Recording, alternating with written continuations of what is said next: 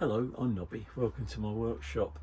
I wanted to show and share with you a new second-hand tool that I've bought for the workshop, and just explain a bit about it and why I bought it. So bear with me a moment. I'll bring the camera around to the bench top here so I can show it in slightly better detail. Bear with me for a moment.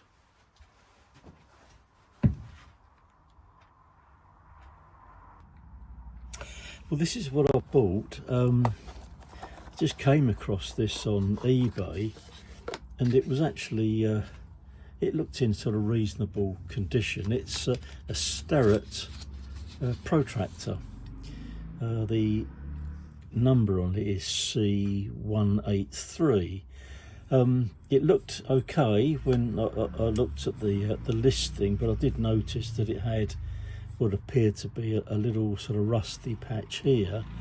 Sadly, when this arrived this morning, it does look as though the owner of this had tried to clean up that rusty patch and unfortunately has not made a very good job of it. I wish he just left it as it was so that I could have done a very gentle clean up on it. I don't know what he's cleaned it up with, but it's scratched the surface here, and there are some little indentations here which were not in the picture on the listing, but there we are. That's what it is. But this is quite a nice item. And we'll have a look at this in slightly better detail.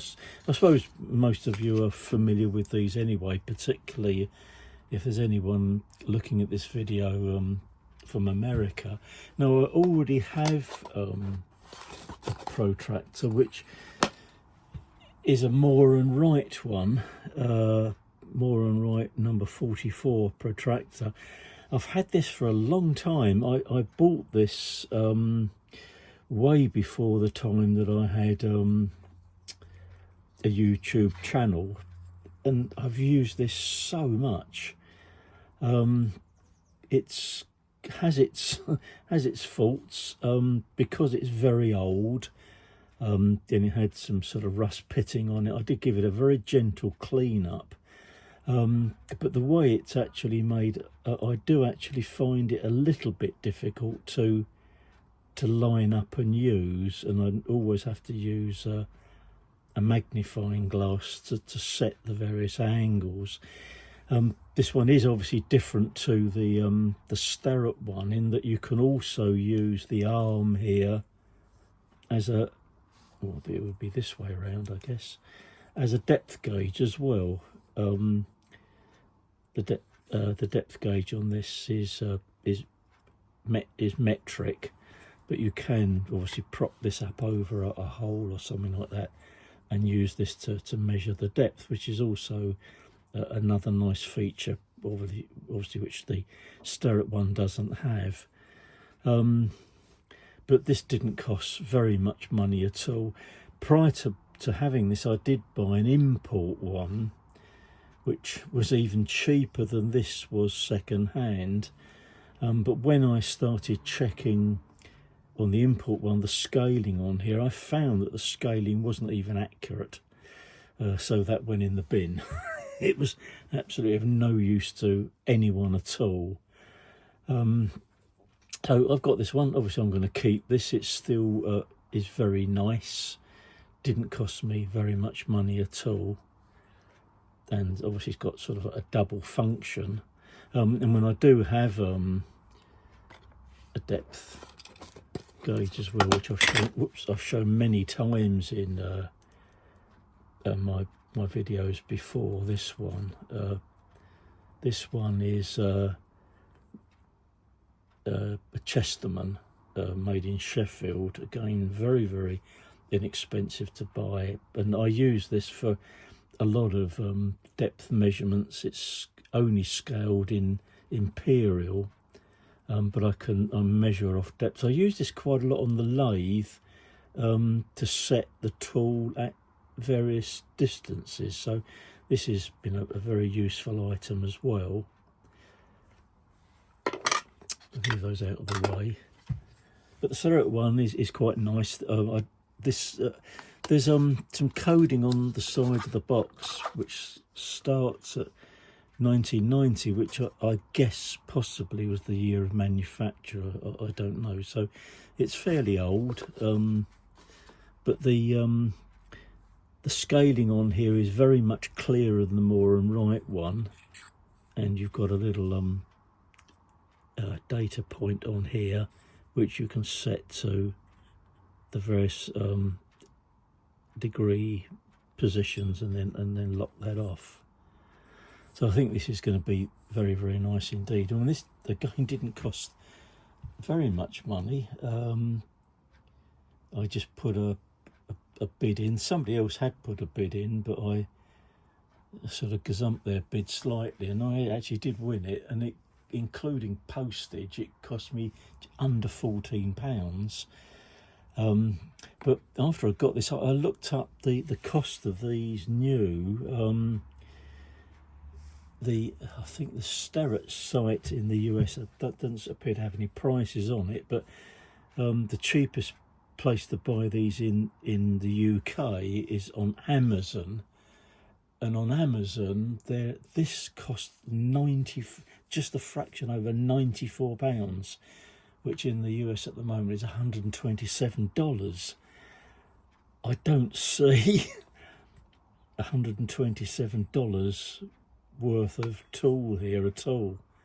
I know Starrett tools are incredibly expensive, and obviously in America Starrett has a great loyalty, which I'm not surprised at. I don't have very many Starrett tools myself. I've got a couple of tools which were actually come from the Starrett company in the UK, because they have a factory in Scotland. But I don't know if you agree with the cost of this. It to me just seems to be excessively expensive for what it is, really. Obviously it's got to be very accurately made, as this one is accurately made. If it wasn't, it wouldn't be of any use at all. Now the question is, how many protractors do you actually need? These are both going to be, sort of quite easy ones to use, but I do have a couple of other ones. Another one here, I spotted this on eBay. Again, this is American made, made in the USA, and this is made by Brown and Sharp. But it does do much the same job as either of these, really. You've got this nice scale on here with your data point on the top. It also has on here, if you need to set this part, the data point here level, it has a nice working spirit level in here, and by releasing this lock you can move the ruler part backwards and forwards. Unfortunately the ruler on this, the scales on this are virtually worn out. You can't really read these at all now easily, but that was quite a nice thing. I saw it and thought, that's such a beautiful thing. I thought, well, I'll put a bid on it. Not very much money, so again, that was another item that I won. And I have used this quite a bit. It's good because it's got a nice long ruler on here, and I also have this.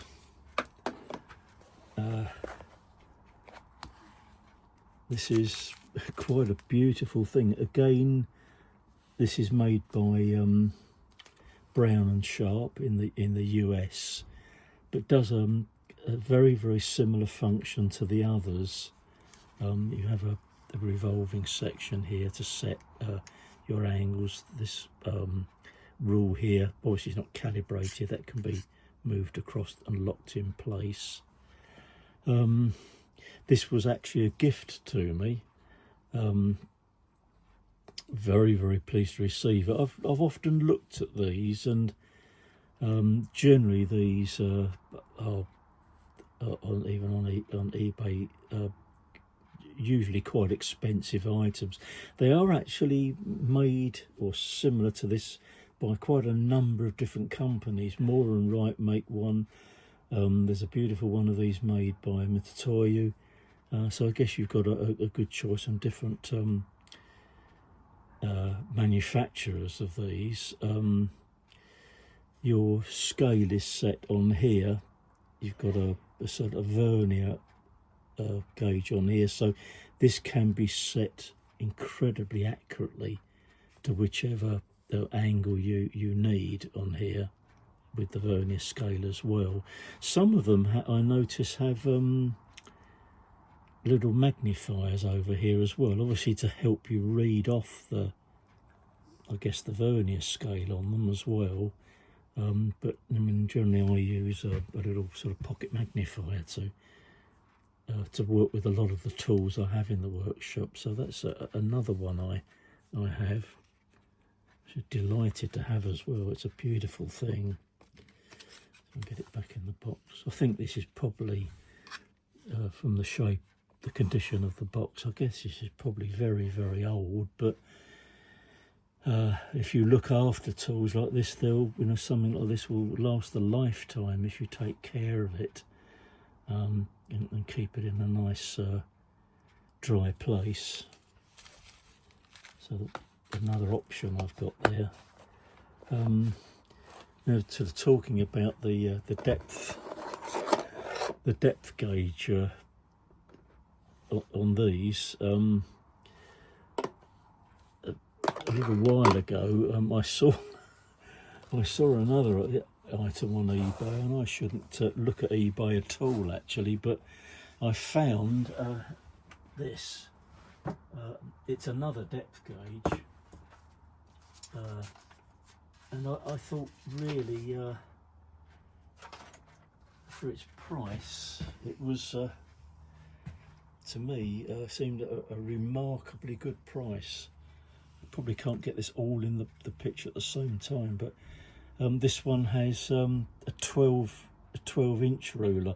It's calibrated higher than that, but I don't think you can use the end of the scaling on this easily, but it's listed as being a 12-inch scale. This again has it's calibrated in metric and imperial. I guess you reverse the this part the other way up, because you've got two vernier scales on here in inches and millimeters. But the nice thing about this one is that you've got this very, very fine adjustment available on here. If that's locked off, you can move that with this little wheel here. You can move that along. It's probably not something I'm going to use a great deal. I think this is going to be very useful for working out measurements on material or machining larger bits of material, but it was a very attractive price. It wasn't an auction. It's something you either bought it or you didn't. But I thought this was such a beautiful thing. When I do like tools made by Moore and Wright. They're in Sheffield in England. The company, well, the name still exists, but it's, I believe, under a different ownership now. But I thought that was such a beautiful thing that I was just sort of attracted to it. This has obviously come from an engineering company. It's a very, very old calibration sticker on the back here, which I've left on, but it's presumably quite old because it wasn't last calibrated up to, well, November 1986, and it's got a number on here which I guess is the stock number for the tool room, and it says on here booth Maxwell Booth tool room. Maxwell Booth is or was an engineering company in the Midlands of England. So whether that business is closed down or the tooling there's been sold off at some point, you know, whether this came from the actual factory or from somebody that worked at the factory, perhaps possibly one of the people that work there. But again, I thought I'd show you that it's such a nice thing. But you know, obviously find a good use for that. But quite pleased with the apart from it being sort of scratched up a bit, I might just sort of gently try and smooth it over a bit, although I don't think I can make much improvement to that mark there. But there you go. This is, you know, sort of a nice object. And although I've got all these other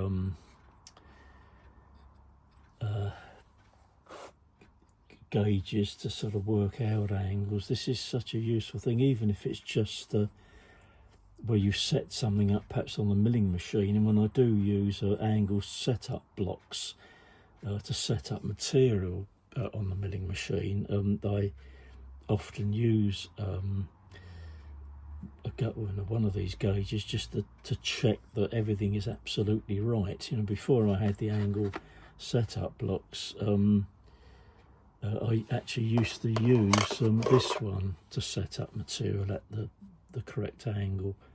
You know, once you'd set it, lock that off, and that could be used to make sure you've got the angle correct. So I mean, it's just, in the time I've had this, probably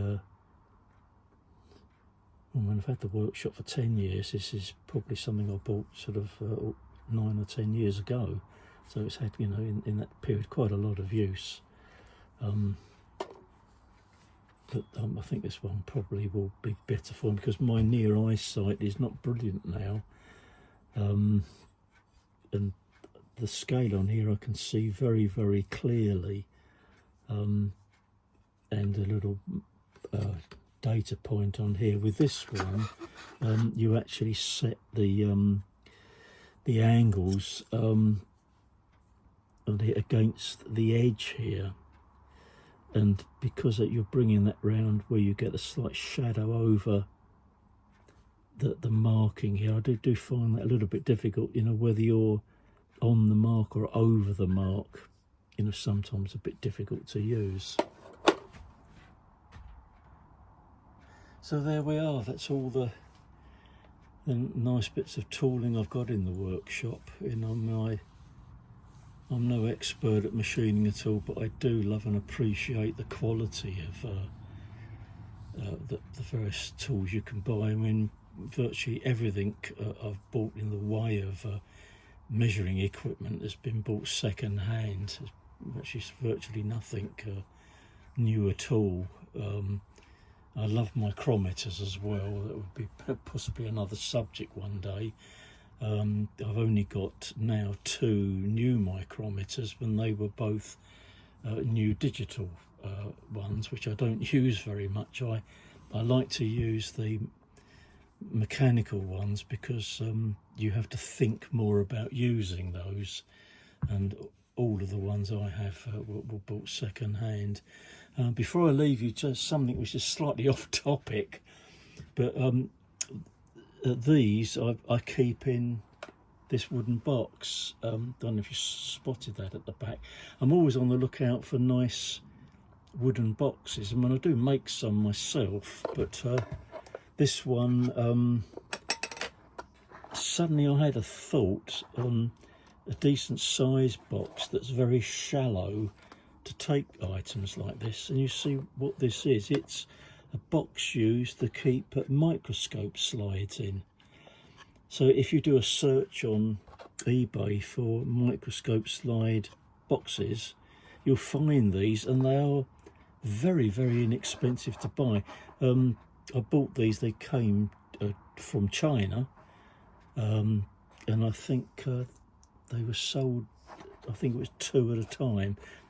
But these were very, very inexpensive, and they're absolutely perfect to keep measuring tools in.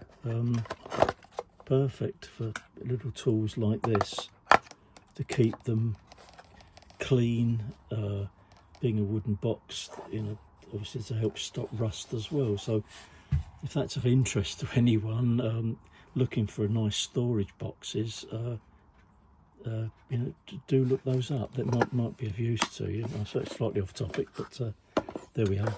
Anyway, thanks for joining me in the workshop today, and thanks again to all the subscribers to the channel as well, and I hope to have another video for you very soon. Thanks for joining me. Bye for now. I hope you're still with me, because I don't know, I just had some sort of nagging feelings about this protractor from Starrett. So I've carried out some tests on it, which I'd like to show you. Unfortunately, it's going to make this video longer than I really intended, but I thought I, wanted to share the tests I'm going to do with you, and then perhaps ask you for your opinion on it. So just hope that you'll stick around for this extra bit of footage. Well, here's some of the tests I've undertaken to the protractor to measure the width of this arm using a micrometer. You can see that. Bring that up very, very gently.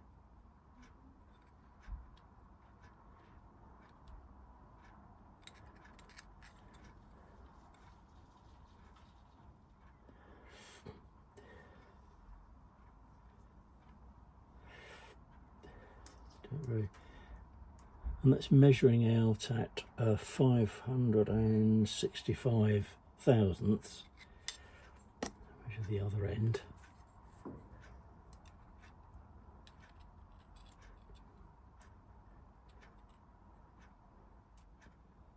That's the same, 565 thousandths.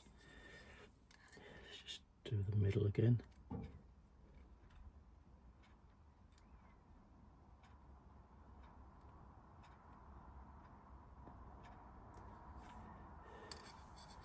I can get that off there safely.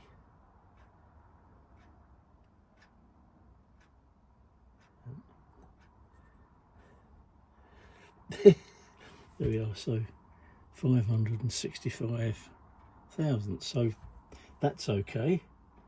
So that's measuring fine there. Also, on my surface plate, I've laid the arm down to make sure it's touching all the way along.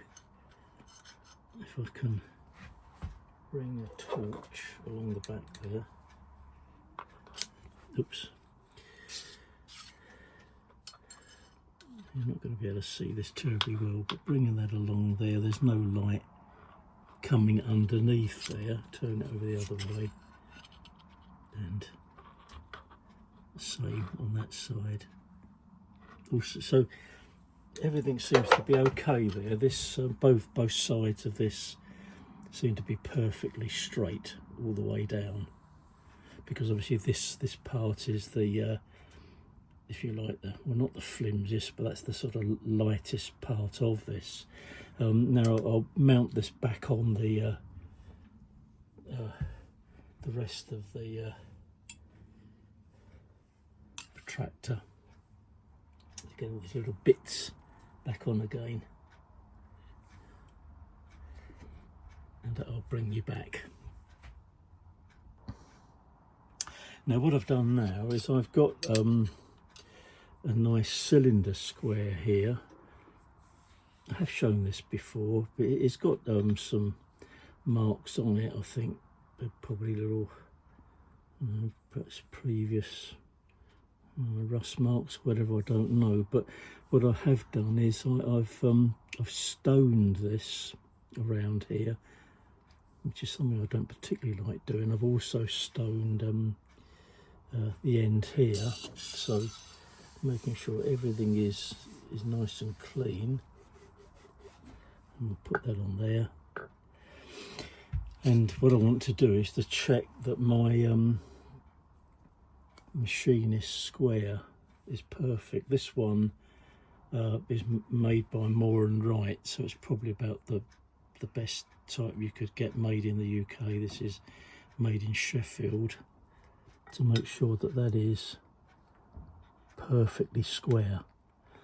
And when I've got this one, I also have a smaller one as well, again made by Moore and Wright. I've also checked that one, and that's perfect as well. I've already previously checked these and checked them with a light at the back, and they are perfectly square to the cylinder square, which I know is accurate. So what I did first was check the Moore and Wright protractor by, a bit difficult to do this, but by putting the edges together so that I get this perfectly lined up. Can you actually see that? Let's look at the back of the camera to make sure that it's perfectly lined up.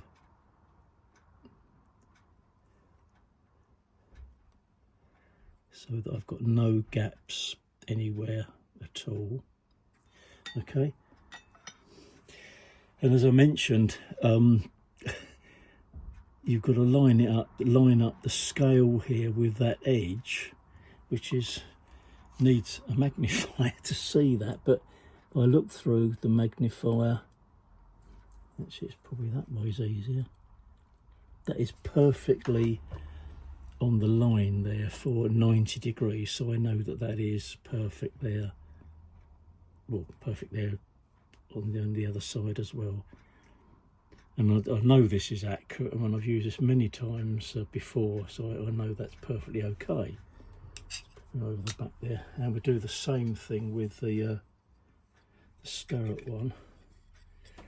Let's tighten that up a bit so that that one doesn't swing around too much. So we'll do the same thing here.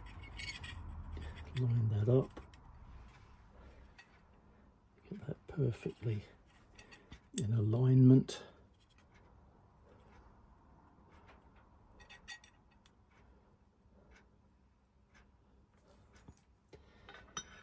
Now, that's my magnifier, and that's exactly as it was when I looked at it before.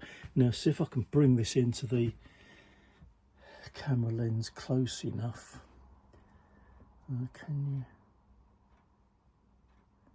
There we are, and you'll see that that is at least half a degree out. And I was slightly suspicious of this because, let's get that back in focus again if I can. There we are. It is in fact, yeah, I was slightly suspicious. Looking at it by sort of naked eye, I got a peculiar feeling about this. Let's set it up on the other side. That's why I measured across here, across there, all the way down. And check that both the sides of this are level all the way down. And if we take that into that corner, yep, and that's perfectly in alignment as well. I've not moved that, and it's still about half a degree or so out. Well, not quite half a degree, I reckon about sort of a third of a degree out. What I was hoping to be able to do is, this is too long and it wouldn't fit across the top there anyway, to measure it down here against the end, and I know this is very accurate indeed. So a bit of a disappointment really. I mean, actually I did move that slightly. Get that lined up again. I'll double check that. Yep, it's at least half a degree out. So it's a little bit disappointing, I have to say. I'll measure across there, because my worry was that obviously this has presumably been kept in that little cardboard box, that that part was bent slightly, but it isn't. These edges are perfectly straight, so a bit disappointment for something which costs whatever I said it cost in the US, $127, 94 UK pounds. I know I didn't pay a lot for this, but it at the end of the day, it doesn't really matter how much you pay for something. If it doesn't work, it's a waste of money, isn't it? So have I just been very unlucky with this? Now, question, does anyone have one of these and found their one to be inaccurate? Was this one that just slipped by the testing process at Starrett? I don't know. I wouldn't have thought, looking at the box and everything, that this is a faked item. Now, I know that a lot of Mitutoyo products, there are fakes, but would anyone bother with something like that? I mean, I can't now remember how much I paid for this one. It was such a long time ago, I don't remember, but knowing that I didn't have an awful lot of money to spend on the workshop when I set it up, I couldn't really have paid a lot for one of these, and I wouldn't have thought it was even £10, something like that. I would have thought. I think I accepted that it wasn't in the most perfect condition. It does have sort of rusting stains on it, but you saw the test I did on that. This is absolutely perfect. So I'm pleased that I've done that test, but I hadn't done a test quite like this before, using my cylinder square. It was checked out in different ways, and I was absolutely positive that this was very, very accurate. So there we are. Just a bit of a disappointment, really, on my side, really. Obviously, I'll mention that to the seller, but I guess that, what can you do? But if it'd be interesting to have anyone else's feedback on what you think about that.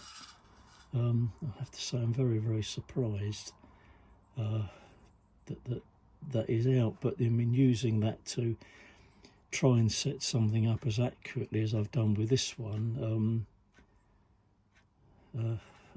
it would be sort of rather upsetting. I know that I don't work to anything much more than a thousandths, at the very best half a thousandths, but certainly anyway, there's nothing much more you can say about it, really. It's just a real upset, and when I did check these, because obviously you've got to make sure that these are absolutely perfect. This little one I've had for quite a number of years now. I mean, that one came in a nice original box when I bought it. A lot of Moore and Wright tools are sold through James Neal Tools in the UK.